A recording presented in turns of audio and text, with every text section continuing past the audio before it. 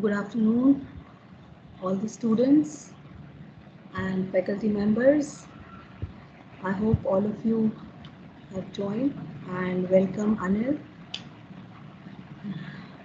I hope how many students have joined? Let me see. Participant. Okay. Okay.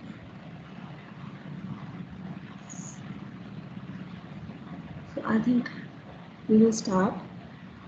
Dear students, it's a it's a moment of great pleasure and pride for the Department of Biotechnology today because we have with us our alumni of the batch 2010, Dr. Anil Chandra.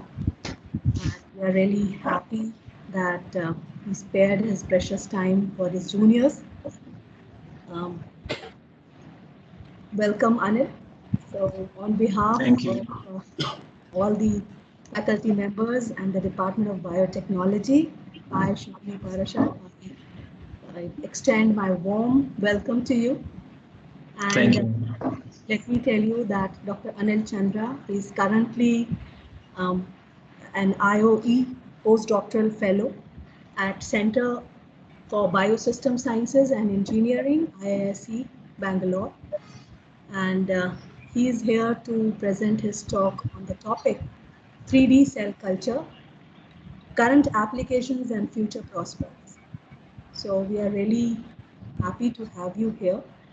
And we will be more happy if Anil, you could share your achievements with us all and also tell us about your journey after passing BTech from the college and the department, what all you did. And I hope our students will also like to know more about you and whatever aspect of biotechnology along with the topic. So thank you very much and over to you for the presentation. Okay, thank you, ma'am, for introducing me.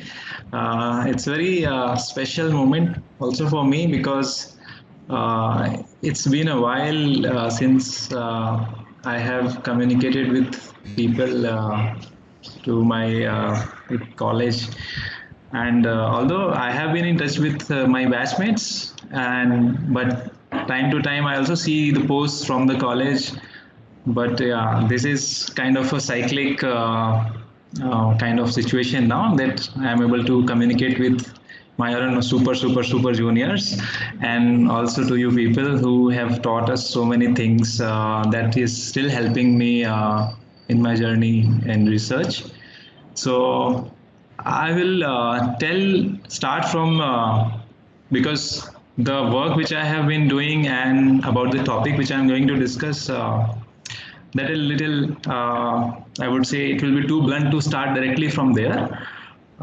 So I will start with what I did after I finished my BTech, and then I will tell about the topic today, and then we can have question in between. Also, you can ask questions. So I can see here more than 29 people are here, and I hope There are from 53. different. There are more Sorry. than 53. 53 Okay, students. okay. So Maybe one thing this, also I yeah. would like to say to all the students that I hope you will be having some queries while Dr. Anil is delivering the lecture and regarding the career, of course, and the topic. So if you have any query, you can write in the chat window. We will take after the lecture. And if you want to talk and ask questions directly, you can ask, but at the end of the session. So we have about 51 or 50 students right now, but I hope people are going to join soon. Right. So, yeah, so actually, I think few things are common whosoever joins biotech. So when I joined biotech in 2006, I remember half of my class was like they were not from bio background. So I think it is still a common problem or myth among you guys also. And for first 2 years, you will be scratching your head. Okay, I am not from bio background, so is this subject or is this course for me? But as I passed the course over time, I felt that like engineering in biotechnology is actually amalgamation of bio as well as maths, physics, chemistry, and whatnot. So of course, having a biology background helps you a little bit, but over the time, it will be a part of everything else. So don't be afraid if you are in second year, first year, and thinking about oh, I don't have bio, I don't had bio in 12th and 11th. So it will be in fact interesting for you to learn biology during this coursework, because you will be seeing practical examples also. So 4 years it will be difficult. If someone is in final year, they can tell you better. But it is very colorful in terms of all the other branches in engineering. I think we biotech people enjoyed as well as learned a lot. We studied all the subjects, even if it is from other kind of courses like mechanical. So in the first year, you will read everything about every other branch also.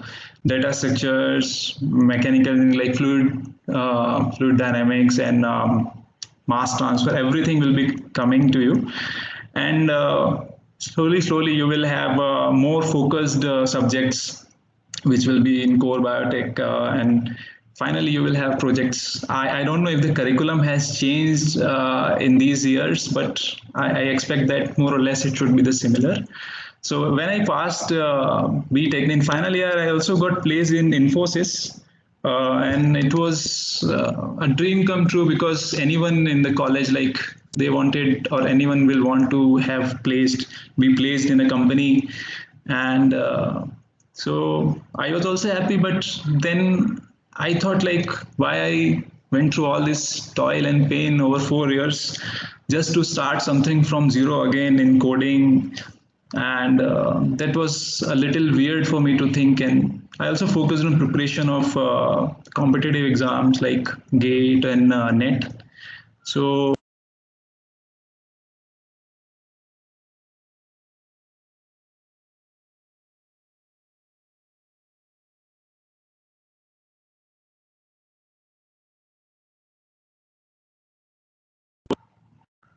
hello.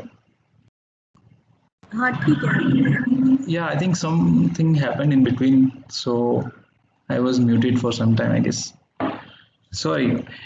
So I don't know how much I was I missed, but I was telling that when I finished my BTech, so I was preparing for MTech in between, not very enthusiastically, but I was focusing on the subjects being taught in the class. And there are two things I learned. One is, like, you can mug up everything, you can remember everything, but you have to also understand the concepts.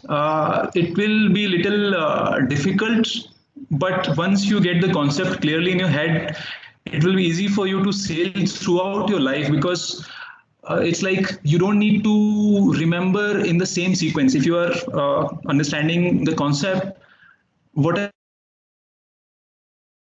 use it in different ways. But if you just mug up everything in a sequential manner, like just to kind of write your papers, then after your exams will be over, it will vaporize through your head and you will not remember. That's something which is important, I guess, if you are serious in continuing this journey in biotech.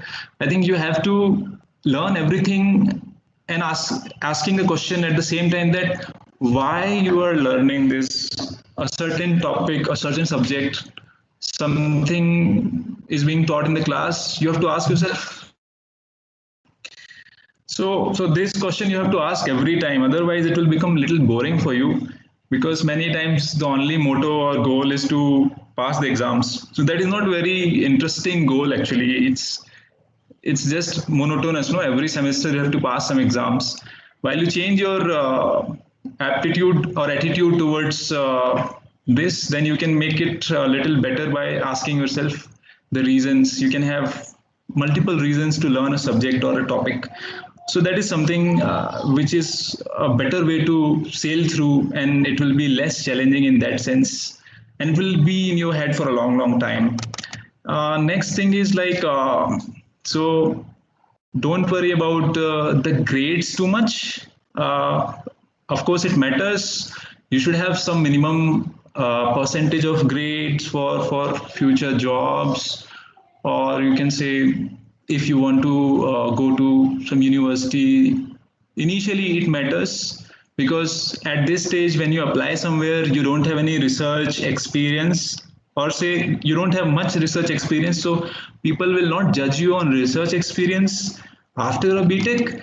So marks are important to some extent, because that is the only parameter that is visible. But don't just run only for marks. They will also be interested in knowing how much you have done in just 1 year or one project, and how you approach the problem, whatever project you have chosen, how you approach the problem. So it should not be very complex problem, like no one can solve anything in 1 year. You can just do a small work, but how meticulously you did that, or you are doing that, is more important. What techniques you learned, that is important. And if you have a chance to go for any training while doing your projects, that will be really good. So you can proactively look for some good labs in the field which you want to pursue your further research. And also, as you move forward, you feel better about what you really want, or what stream of research. Like biotech is very big and very vast. Like we used to call it khichdi in our times, like it was a slang for our subject, but it's literally so big and so vast that you don't, if you don't have proper direction, you'll be just roaming around here and there, and could be jack of all trades. But at the end, like in research during PhDs and postdocs, you have to be very focused. So initially you would not feel for what direction you are going, but slowly, you will judge yourself many a times, or you will see, okay, I'm good in this particular area, mall bioimmunology, cancer biology. Slowly, you will find your way. So if I would say, most of the people in the class till now also, I think they must have felt the power of biotech over past 1 or 2 years when COVID started. So I don't know what you all were thinking before that, whatever was your perspective, but I am sure that this perspective must have changed over these 2 years because of the COVID, and how fast these companies develop the vaccines, and it's helping all the countries in the world now. So that is the power of biotech, and you have to appreciate that fact again and again whenever you feel that it's not enough, and all the other branches, they are placed in better places, better companies are coming. So of course the journey is little difficult, but it is worth going through. So that is something. So, facts, I would say my experience is not very kind of structured. I'll be telling you, if you want to go through research or want to do research in your future, what is the way? So there is no particular way, but what I did, I will share with you. So I started looking back on the papers of GATE. What is the pattern? What kind of questions they ask? If they ask more aptitude questions, or if it is more factual. So all the past, not all, but most of the papers from the past years, I used to see and check the answers also. And you have to be with peers who are like you. So if you want to prepare for the exams, you could discuss among your friends, like, okay, let's do something, let's prepare and do a mock test. So you can judge each other like that. And for net, the format has been changed a lot, so I'm not keeping a track of the net exam. I was also not able to crack it, but when I joined my MTech in IIT Guwahati, that time I was able to do it. So yeah, so the story I started was like I got placed in Infosys, and then fortunately I also got good score in like a GATE exam. So that year I went to IIT Guwahati, and my score was good enough, but not so good enough. So fortunately, the IIT Guwahati people, they were conducting their own exam for the MTech admission at that time, and the weightage of marks was there for the exam which they are going to conduct and for the GATE score. So by combining both of them, they were shortlisting people. So my test in IIT Guwahati was very good. So I was fourth rank holder there in the exam, and then I was so happy that I never expected that I could qualify that. So I was very happy, and I decided then that forget about Infosys. I'll be staying here, learning more, and then a good days started. So that was the first or second step of research. So I did my part of project under Dr. Vinay Dwivedi, and so that was kind of starting of journey. But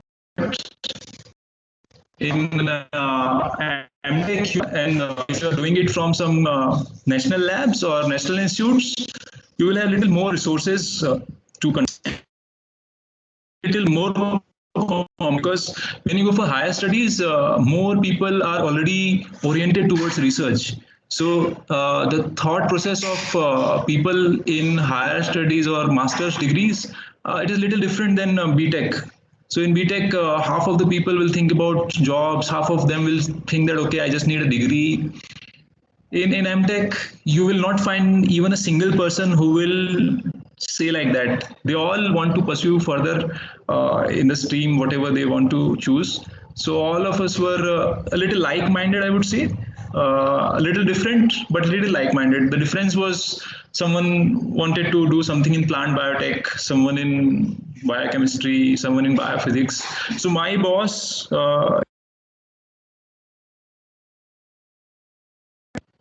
he was Dr. Rajaram Swaminathan, and he was working on that time on fluorescence and quantum dots, enzyme kinetics, and those things. So I decided to work under him, and 1 year it was a little hard for me because he was really strict. But I learned a lot in fluorescence spectroscopy, microscopy. So my aptitude changed to a little bit towards biophysics, or you can say biosensing. This kind of domain exists in biotechnology. A little less, you can say it is more like interdisciplinary sciences. So less of mall bio, but yes, it is like touching mall bio and all other streams of biotech when it comes to delivering an application or a product. So after 2 years of my MTech, I published one paper with my boss, and that was like good enough for 1 year project. So first year is all coursework, and second year you have to do your project, and that is divided into 2 semesters. So progress will be you have to give presentation every semester. So 2 semesters you have to give presentation, and then they will give you credits, and then there are experts from other department who will give you marks. So I got a CGPA of 8.38. So it is considered okay, not very good. It's decent, but not very bad also. So then I decided to look for PhD. So one mistake I did, I want to share it, that sometimes we don't do proper research about the kind of institute you need to approach or try. So I was little reluctant in applying abroad, although that was a possibility, and if I would have tried more, I would have got a chance to go. But I was little reluctant, like it's too complicated. That time I was thinking it's too complicated, I have to apply and then they will reply, visa and paperwork. So I would advise, even if you want to go for MS, don't hesitate. There are plenty of opportunities outside also, and in India also. But if you really think of going abroad, be a little proactive. See what they need. Of course, they expect you to produce something for your resume, but don't think that they need everything. You just need to honestly tell them what you learned in your BTech. So like that, you have to try. So my PhD is like, I was little reluctant, but I was sure that I would be doing somewhere in IITs or NCBS or a TIFR. So I tried, and I filled different forms. There are now different agencies, government agencies. There are CSIR labs, there are IITs, and then there are universities also. So the best thing is to look for the profile of the faculty, how much funding they have, what are the alumni doing from their lab, where they went after their PhDs. So all those facts are important. I joined Dr. Neetu Singh's lab in NCL Pune initially.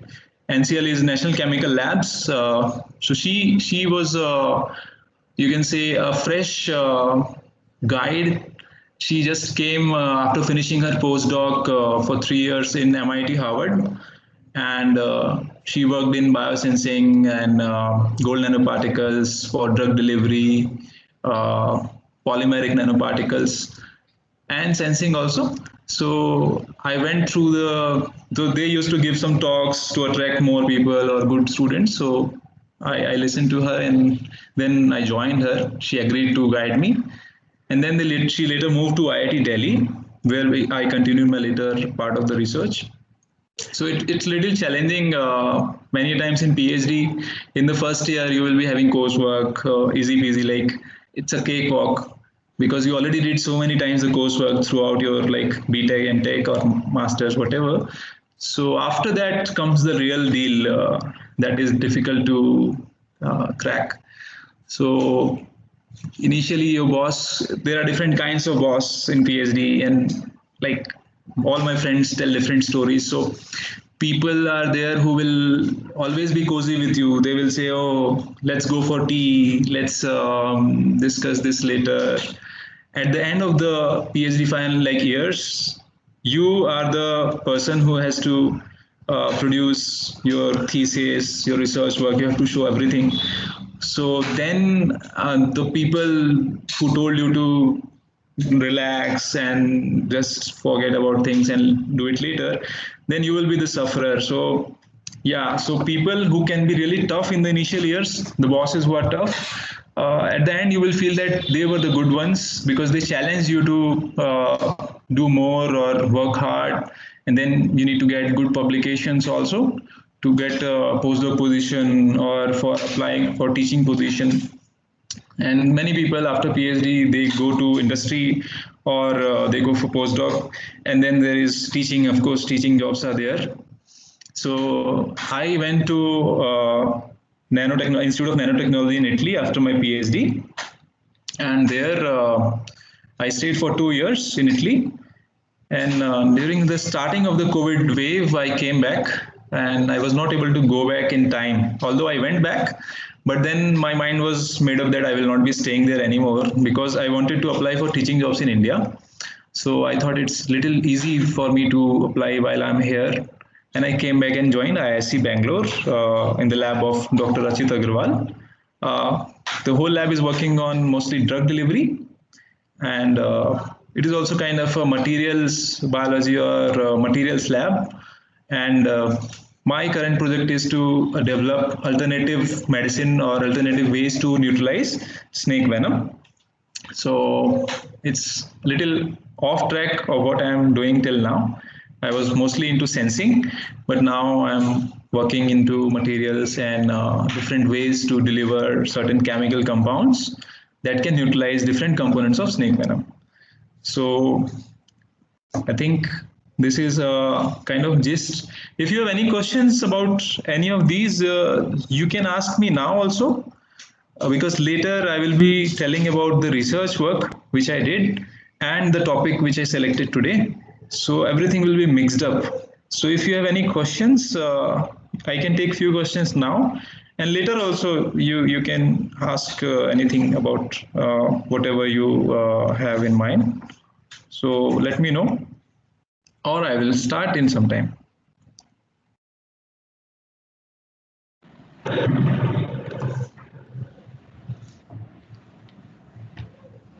There is no question. Okay, so let's. I will share my screen. 1 second.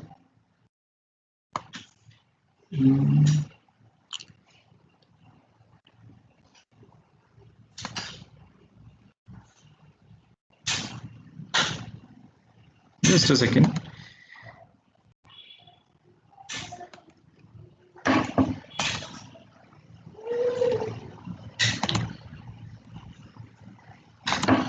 Okay, can you see the screen? Yes, yes, we can. Okay. So, although my research in PhD and postdoc was a lot of other things, but as I selected the topic about 3D cell cultures, its future and current prospects. Uh, in the coursework in BTech, it's also there, the 3D cell culture platforms and how it is done. But yeah, let's start again. So first thing we need to know is what is cell microenvironment. So cell microenvironment is the immediate environment a cell experiences when it is in body or in vitro. Also, you can consider the immediate environment of the cell, and it could be biological environment like presence of neighboring cells, proteins, growth factors, enzymes, or it could be physical factors like temperature, pH, presence of oxygen, CO2, stiffness, and so all these components together, they provide a certain complex environment to a cell that governs how the cell will behave, and the communication is both ways. So a cell can actually change its microenvironment, and the microenvironment can also kind of impart its effect on the cell. And this overall microenvironment is very important because this is what that governs many times if the cell will die or if it will mutate or if it will grow at a faster pace. These gradients are sometimes disturbed in certain diseases, and that's why it is important to study this. So limitations in the field. So mammalian cell culture, I think most of you must have read about it till now. So usually we do it in 2D kind of platform. So there is a flask which is flat, and we put lots of cell on the flask, and we provide certain volume of medium which covers the flask, and cells are submerged in that. And then these cells grow on this flat surface like it is shown in the picture, and they will spread on the surface, and slowly they will cover all of the surface. But the point here is that in the body, the cells do not grow like this. They don't grow on a 2D surface. So your hands, they are a 3D structure. It's a lump of cell of certain kind surrounded by other cells. There is cells. There are blood vessels. So it's a very complex structure, and in that, it's very complex environment, and that is felt by the cell. So whatever results we get while doing research using 2D cell culture, it is not very replicative of what we see in the body. So suppose you have a certain new drug against a certain kind of cancer, and you want to test that drug, its efficacy in killing that certain cell, and you did all the experiments in 2D culture. You grew the cell in 2D, and you added that drug, and you can say, okay, at this concentration, these cells will die. So there is IC50 value, inhibitory concentration value, for you will get a certain number. But when you will try to replicate the same results in the body in animal trials, you will find that the amount of drug needed is much more. So why that happened? Because the cells, they behave totally differently in 3D, and if you replicate the same experiment in a 3D setup before doing the animal trials, you will get a better idea about what should be the concentration of the drug, or how long it will take for the cells to grow, and if there is any other problem like diffusion of the drug molecules through the membrane, through the porous structure in which the cells are growing. So diffusion limitations also comes into picture in 3D that will never be felt by cells present in 2D. So those are certain limitations, and then there are some other factors which are important to consider. As you will learn more about the cells, there are some factors which are released by the cell that are really short-lived, and the gradient of those factors is very important for the cell to see that gradient or feel that gradient. or if one cell wants to communicate with other cell, then these small molecules needs to be available to the other cell immediately after it is released by the neighboring cell.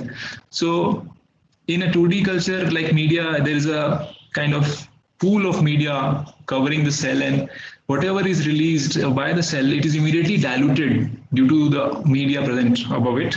In 3D cell culture, when things are released, they are first concentrated around the cells, and then a gradient is formed.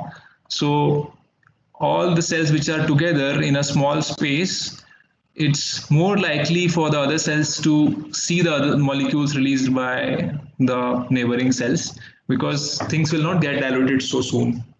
So also many of the reports have shown that the gene expression profiles are entirely different in 2D and 3D. So most of the research done at current times, they are employing 3D or moving towards it in some or other way before the clinical trials. And 2D culture is slowly it is being rubbed off at the side. But of course, in the labs, for many of the things for primary testing, we still use 2D culture. And because doing 2D culture is easy and maintaining it is also easy. So those are some things related to both of them. So I already told most of the things which is written here. So I will skip this slide because there are many other slides. So let's, yeah. So there are different techniques of 3D cell culture. So imagine that you just imagine about your body. In your body, there is there are different kinds of tissues, and all of them have different kinds of extracellular matrix. So your bone is having a different matrix that supports the osteocytes. Your muscles are different. Your blood cells are different, and they have a different kind of environment around them. So similarly, we can culture the cells in vitro in different kinds of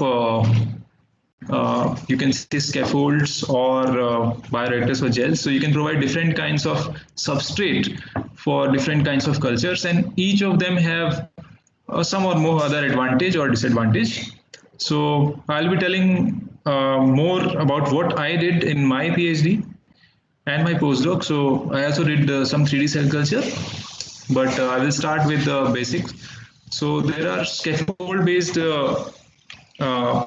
substrates which are polymeric. So most of the times these polymers, you can actually kind of tailor it to have certain functional groups. You can add certain biological molecules on it so that more cells adhere to it.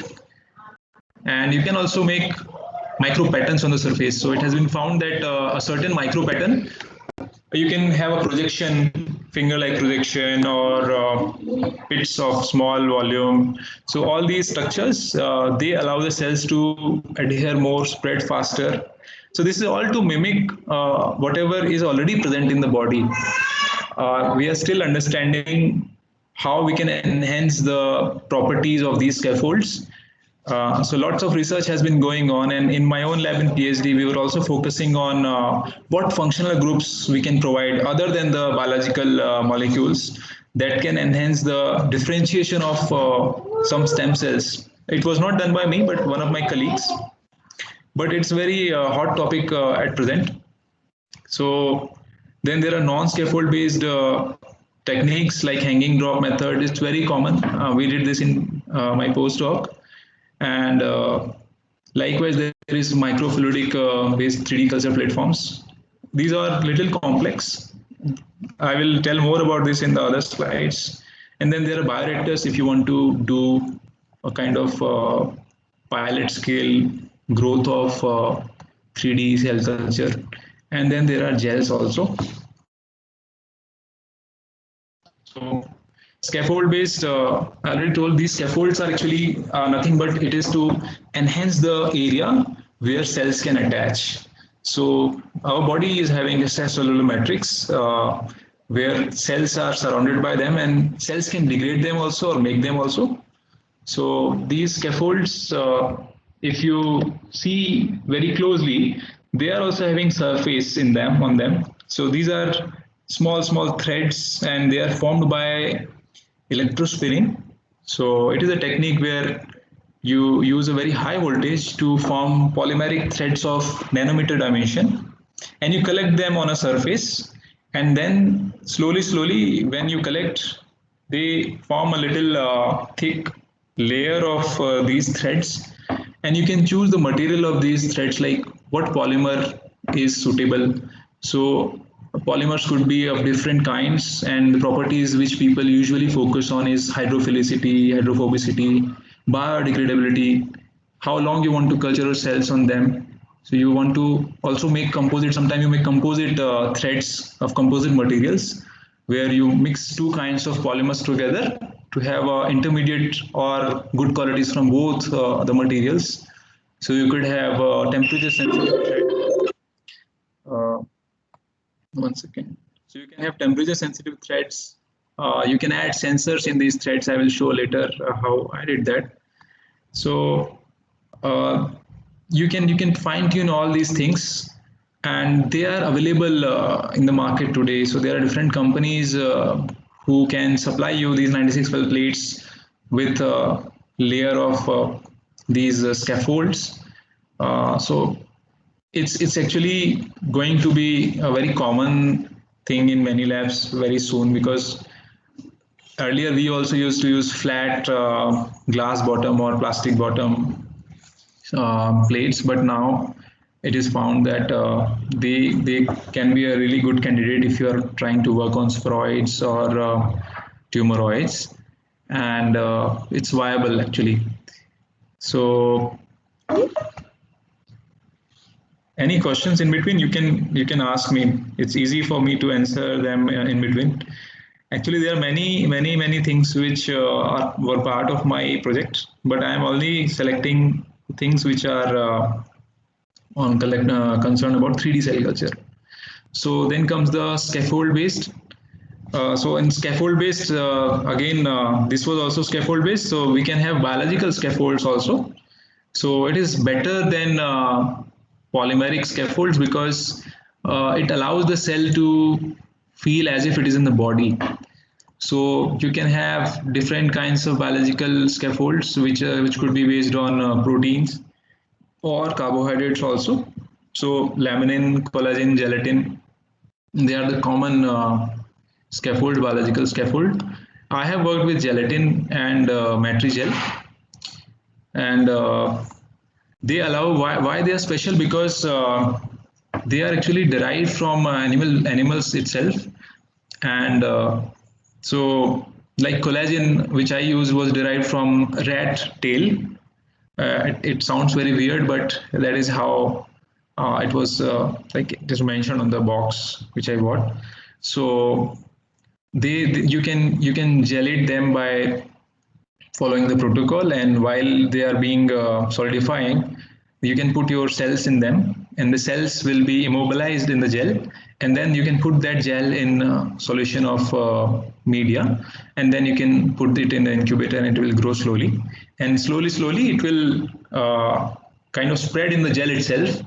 Good thing about biological scaffolds that it is biodegradable. So as your cells are growing, they will eat up the gel, or break the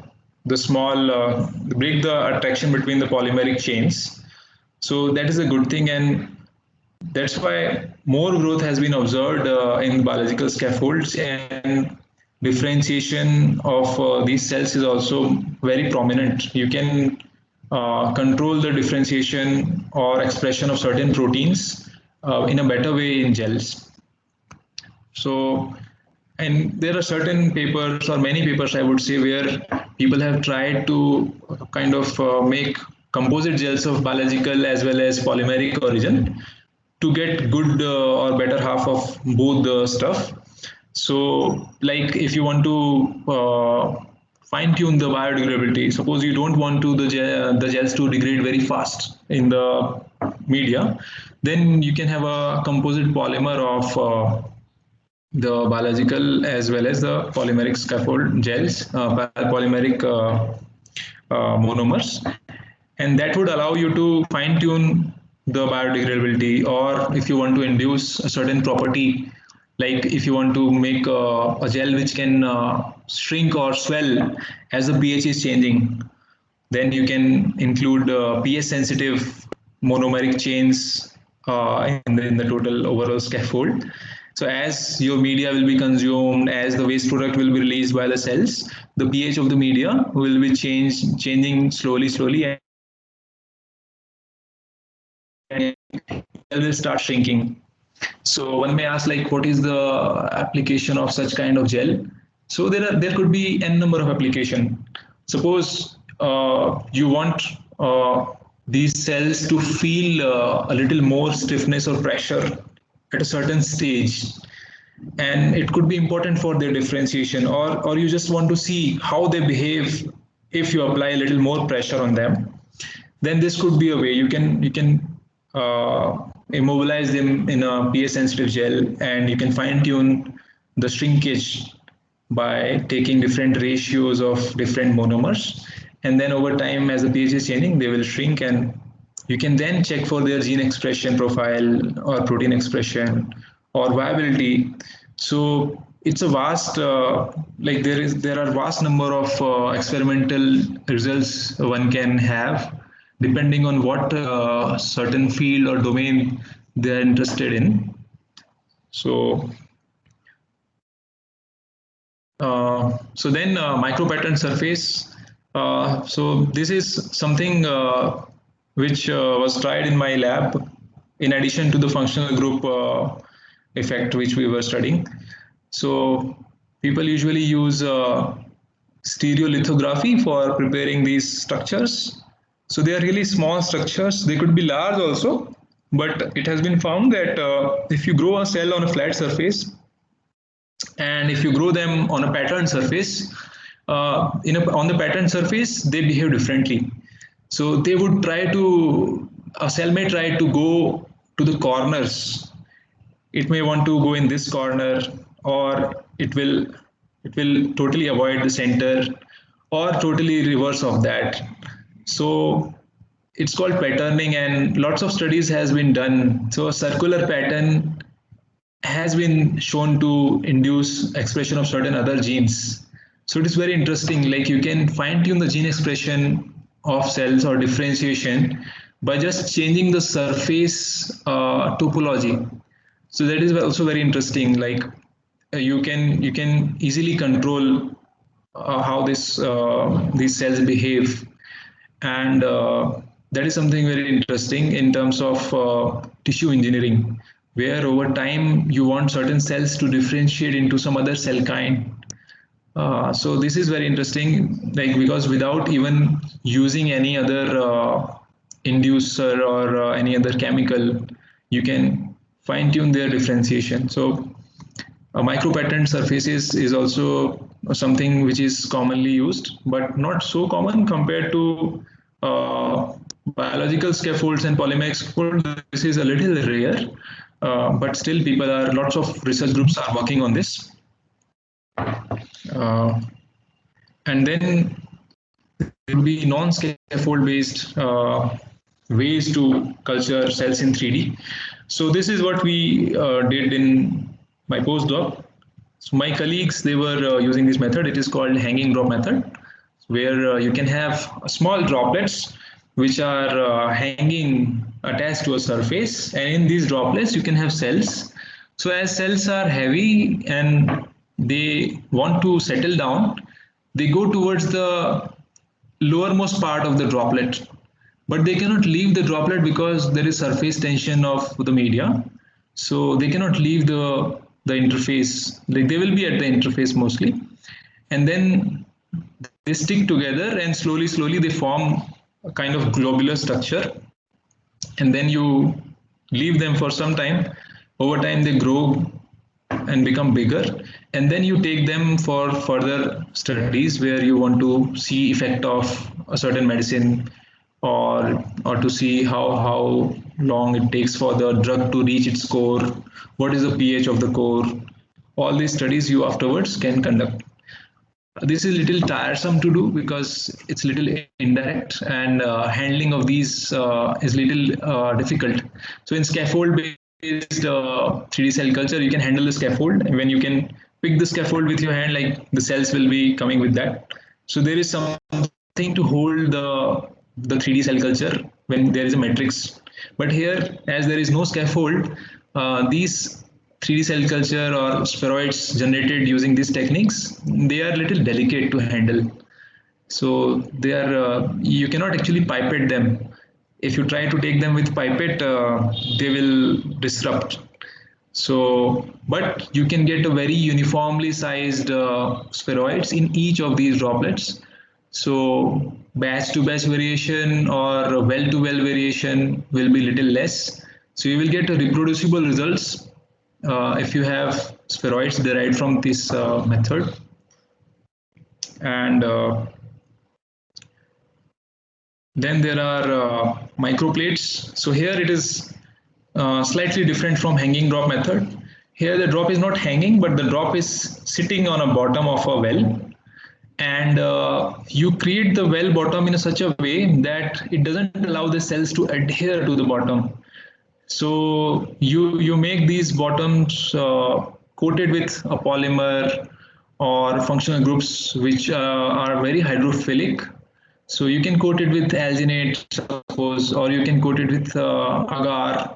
So these small thin coatings, they don't allow the cells to adhere. The cells need a proper surface for adherence, and this polymeric small kind of layer of gel, they don't allow the cells to settle down. So, am I audible? Hello? Yes, yes. Okay, okay. So I was saying that when the cells don't find any other surface to adhere to, they start adhering to each other.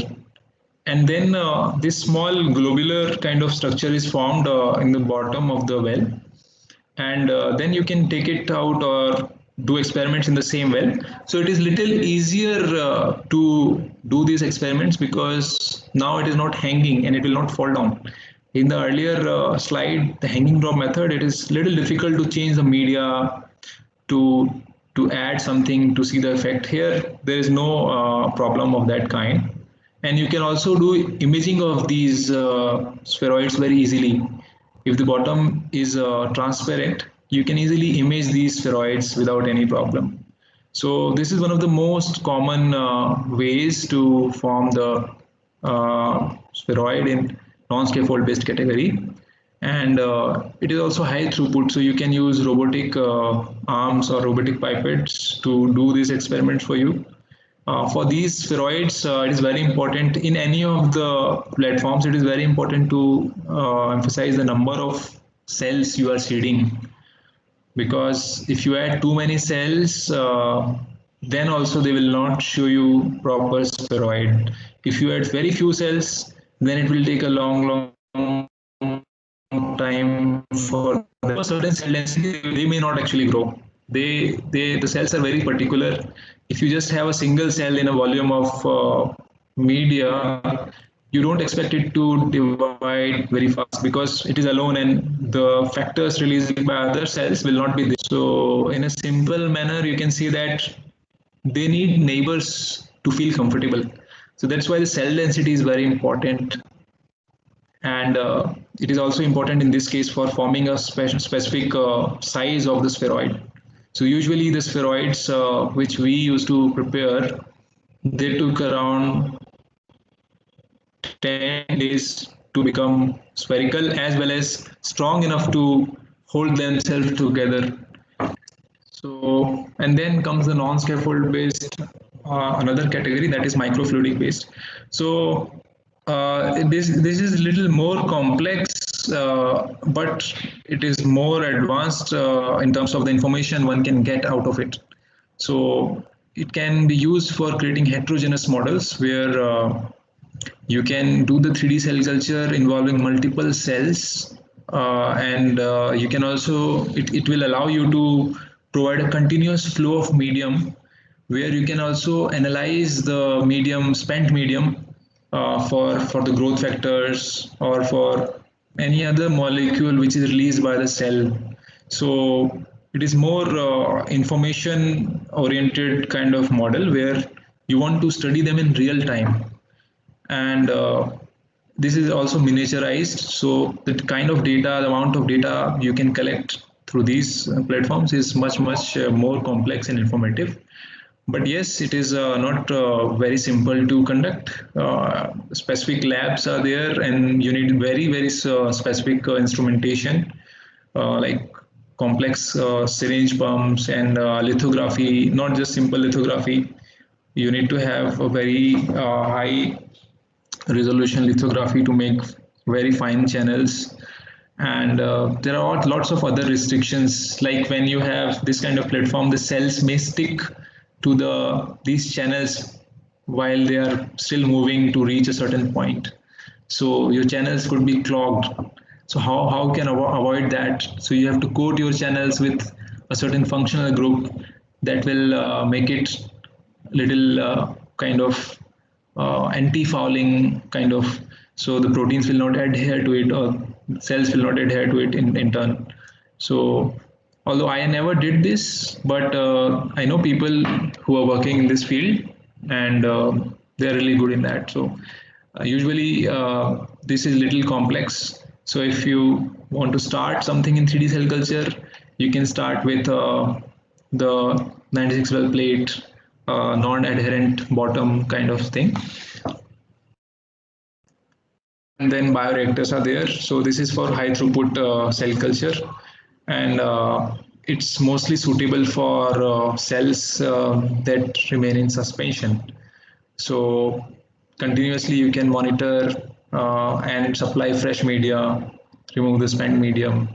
And this is usually not done for experimental purposes, but this is followed in big industries where they want to extract certain proteins from the cells. So they continuously culture the cells, remove the media, extract the protein of interest, and the culture grows on continuously. So here you can have a combination of scaffold as well as bioreactor. So there could be a scaffold inside these bioreactors to enhance or to increase the surface area for attachment. So as I told, it is better suited for non-adherent cells, but of course you can also use adherent cells where there will be scaffold inside them, and the media will be touching the scaffolds and then moving around and then going out. So this is just a kind of a introduction to different kinds of scaffolds, and then clinical applications. So 3D cell cultures may have different applications. So regenerative medicine, drug discovery process, I already told that you can test for new drugs in a better way, more intelligent guess about the best combination of drug or new drug, if it is totally new, if it is better suited or not. And analysis of cell at molecular level, so it is more suited for that also. So 3D cell culture conclusions, I will leave that because I already told a lot of it already. So I think I'm a little slow here, so I will be very fast. I already skipped a few of them. So this is my work from IIT Delhi, and I have removed whatever is not aligning with the 3D cell culture. So there is lots of other stuff which I did, but I have removed that. So slowly or fast, I will say that my project was to develop microgel based 3D cell culture platforms where I can sense the microenvironmental pH and find its application. So this is something which we prepared for pH sensing. So they are called carbon dots or carbon nanodots. They're really small, at around like size of 5 nanometers, and they are special because they are fluorescent and they are totally derived from carbon. So they're also mostly biocompatible. Even if they degrade, the degradation products are not toxic. So why we synthesize them? Because we wanted to use them in our 3D cell culture platform to sense the pH. So we also tested them for intercellular pH sensing. So here we incubated our cells with these carbon dots, and the cells uptake these carbon dots, And inside the cells, we can check the pH of like intercellular pH. And this is the experiment to show that. And we tested whether we can sense the intercellular pH by adding certain drug that changes the intercellular pH. And this drug is dexamethasone. In corona, this is a very common drug nowadays, dexamethasone also. So it struck me just now. And after lots of work is also on development of the carbon dots, but I have skipped that. So then comes the production of 3D cell culture platform. So I decided to make microgels of synthetic polymer, that is polyethylene glycol, and immobilize the cells, cancer cells in them, along with the sensors. So there could be different ways to do that. So here I used microfluidics based approach to form small droplets of monomer, which was already having the cells. And then I photopolymerized the monomers using UV light. So these monomers are special. They have certain functional groups that cross-link in presence of UV light and photoinitiator. And when you do that, you lock the cells and whatever is inside the monomer. So only catch is that this is synthetic polymer, so it will not degrade so fast. The degradation is really slow.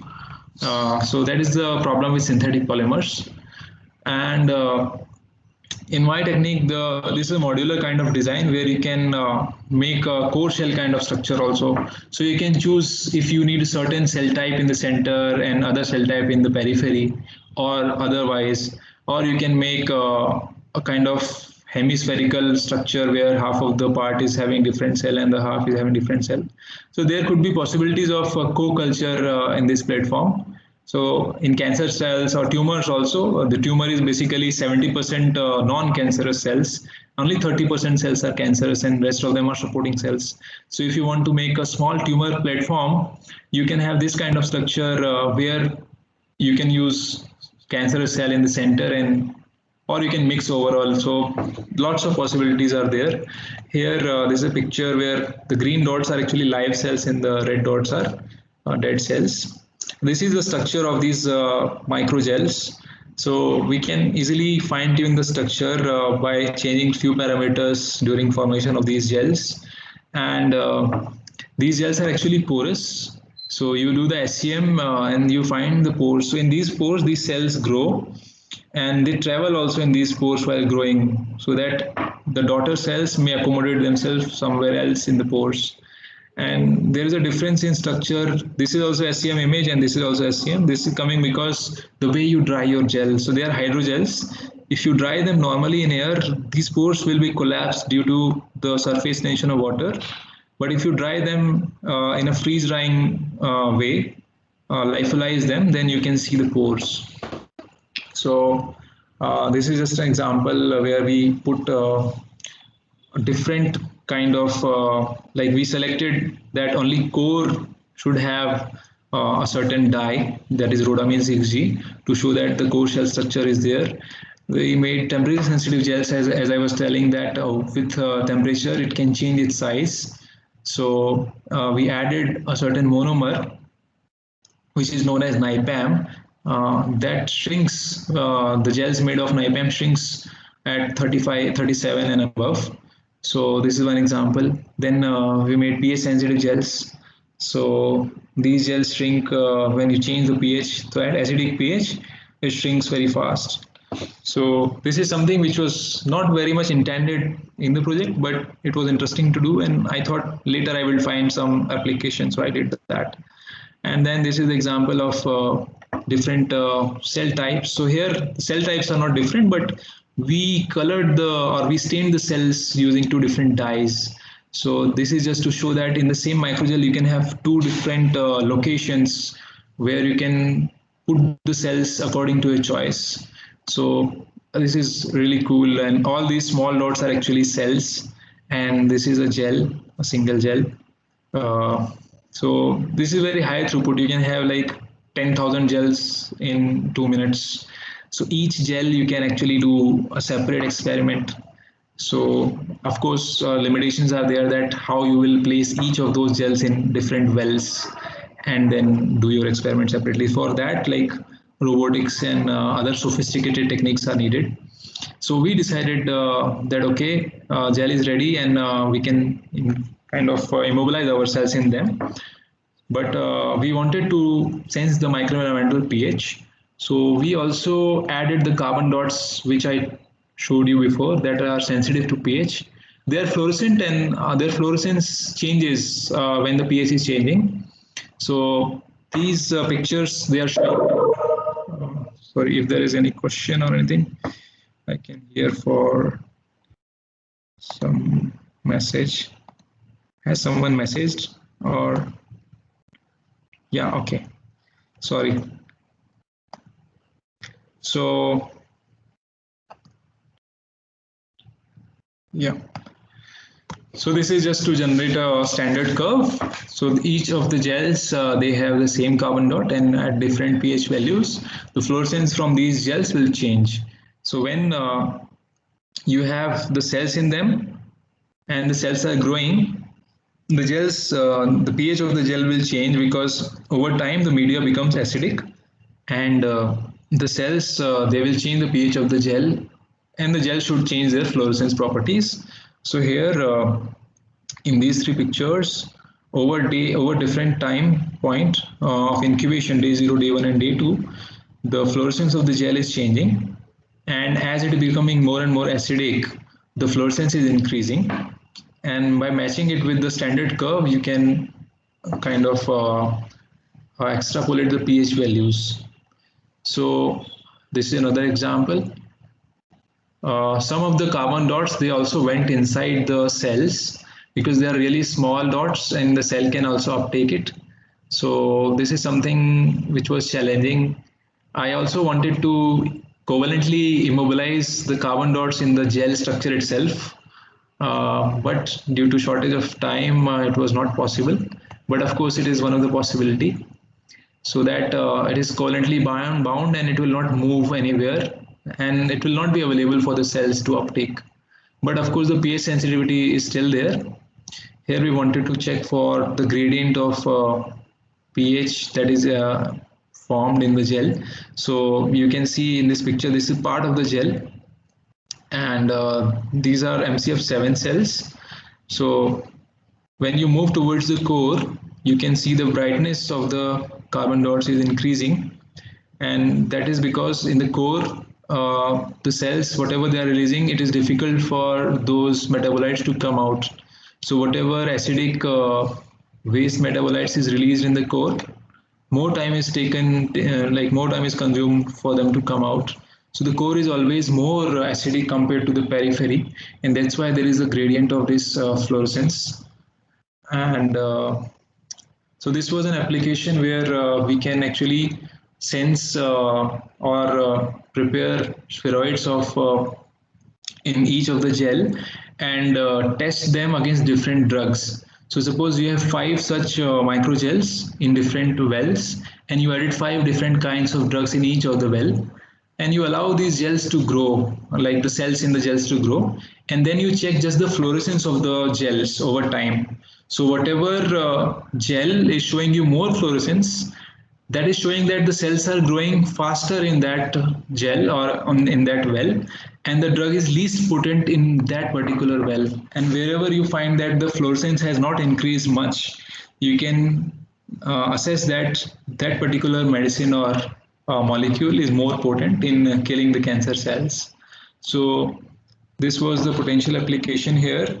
And then I also tried to explore antimicrobial susceptibility using these carbon dots and the platform of 3D cell culture. So you can do the cell culture. You already must have done in your labs the culture of bacteria in agar, streak plate, spread plate, pore plate. So it's kind of a pore plate only, where the gel, the bacteria is growing inside the gel, not on the surface. And these gels are really small as before. And this is indication of what are the steps formed. And here the gel is actually sodium alginate, that is of natural origin. So this is a biological polymer. So it can be degraded or it can be deformed over time. So that is a very good thing here. So how they are formed? So the formation methodology is a little different than what I showed before. So you have a high voltage, you have a kind of small needle of certain diameter, and you put it at really high voltage, 10,000 volts, and the other terminal is connected to a solution of calcium chloride. So this calcium chloride is oppositely charged compared to the needle. So whatever droplets are coming out of this needle tip, they have a very high static electric charge on them, and they are being pulled towards the solution. So you can really make very small droplets using this method, and just by changing the voltage and the distance between these two. So I use this methodology for encapsulating lots of E. coli in these droplets, and as these droplets fall in the calcium chloride, they instantly cross-link. Not a covalent cross-linking, but you can say ionic cross-linking. So, sorry.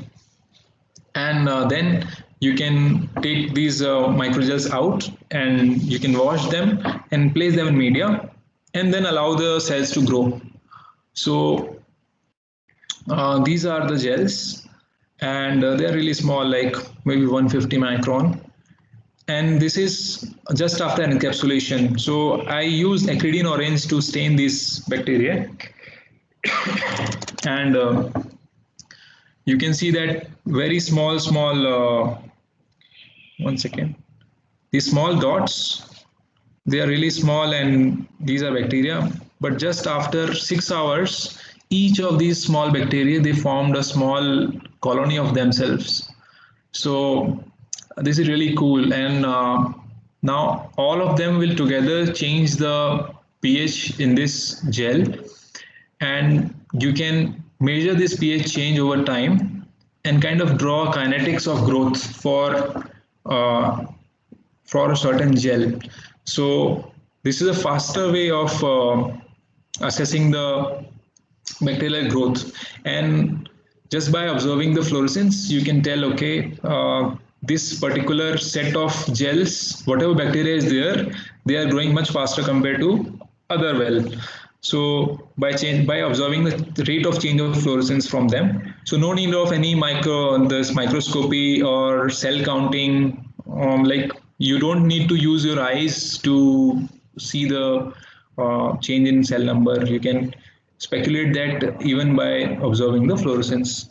And in this case also, along with the cells, you have the sensors, not in this picture, but the platform which we developed there, the carbon dots were also present there. And this is the representation of antimicrobial susceptibility testing, and it has been found that this is really good in assessing the IC50 values for certain known antibiotics. So why it is important? Like whenever you have any infection, you want to really know what antibiotics are effective against that particular bacteria which is causing the problem. So right now, many of the species of bacteria, they are already resistant to lots of antibiotics, and you want to know the certain combination that will work for it against it. So by this way, you can have an assay, very fast assay in very short time that can tell you exactly what combination of antibiotics is working or not working. And usually these tests, culture tests, they are very long, like 2 days, 3 days, 24 hours. And this is a really fast test that will save time, and the patient will get the best antibiotic combination in a very less time. So this was another potential application, and this is just representing that if you compare the fluorescence-based identification of IC50 value, it is matching very well with the absorbance-based method.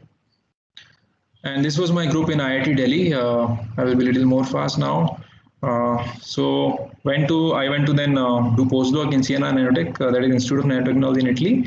And there, my goal was to develop sensors for pancreatic cancer spheroid models to sense different parameters like dissolved oxygen, potassium, pH. So this was the objective of the project. to develop sensors, to grow the cells in 3D, to put the sensors in the gel, and to assess potential kind of killing capability of different drugs and their combinations. And we were also in collaboration with some hospitals where we could have the aim was to get samples from patients so that we can test their cancer samples for finding the best suitable therapy. So here we went for microparticles rather than nanoparticles, and this was for synthesis of the microparticle. This is not related to biotech exactly, but I did it myself. So that's why I was telling that it's more interdisciplinary now. So you have to have chemistry, physics, everything. And these are the sensor particles which are prepared. So each small dot is a microparticle of 1 micrometer size, and they are pH sensitive and very bright. And see different at different pH values, you can fine tune, you can get the different color in combination. So a green yellow color is indicating pH 8, and orange reddish color is indicating pH 5. You can change their charge also. So effect of charge is there.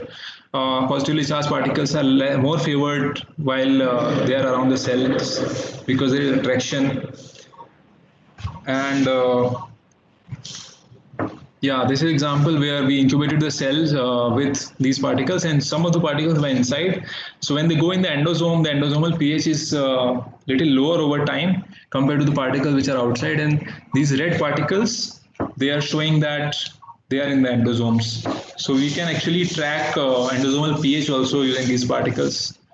So application of the developed sensors. So as I was telling you that you can have these scaffolds where you have small threads of polymers. You can put these sensors in these scaffolds and make scaffold which support the 3D cell culture along with sensing of the parameters around the cell. So this could be called as smart scaffolds, where you can also sense the pH. So if a cell is growing in this area, you can tell the pH by checking the color of or the fluorescence of the particles below it. And this is example where these scaffolds are kept at different pH values, and their difference in color is there, or different emission intensity is there for different pH values. And this is standard curve. So intercellular pH tracking you can do. And then just a second, okay, just a moment. Okay.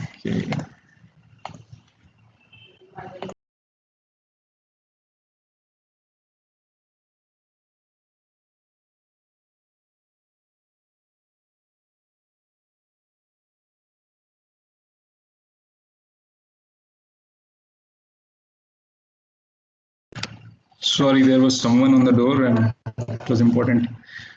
So, yeah. So,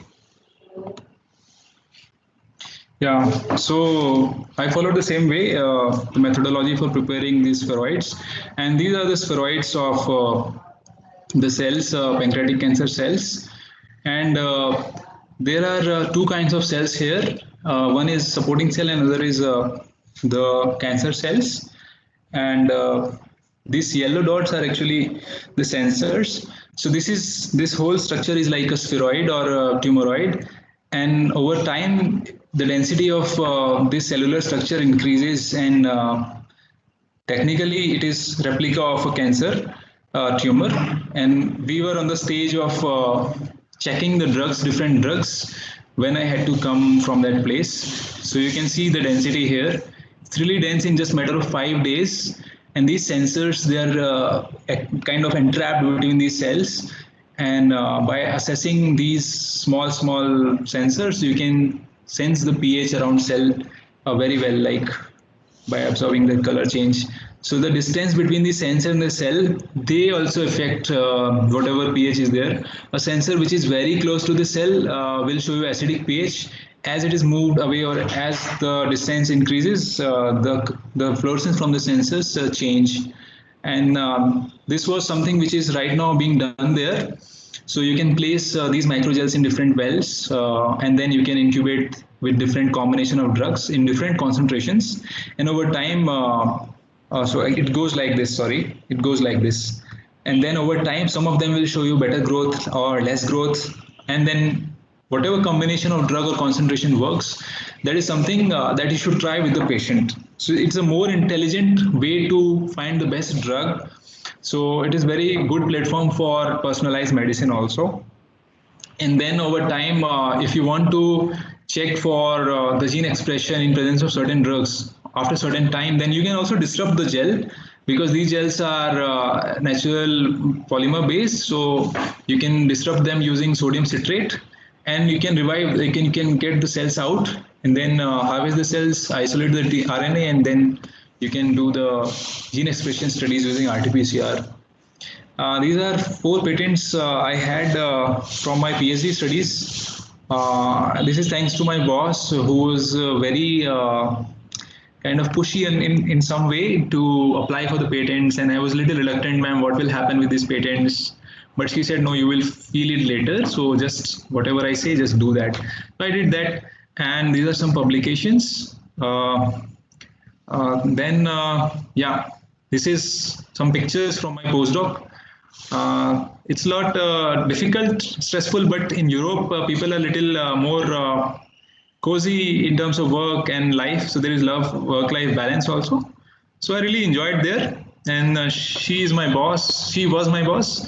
So her name is Loretta Del Mercato. And she is very enthusiastic and very cheerful and still working in difficult problems. So thank you, everyone. And it was a little longer than I expected. I have skipped lots of other stuff which I did because it was not relevant. So it may feel as if there was some kind of break in between in terms of the topic which I discussed and its relevance. But yeah, if you have any questions, please let me know. Any questions about the topic or about anything else?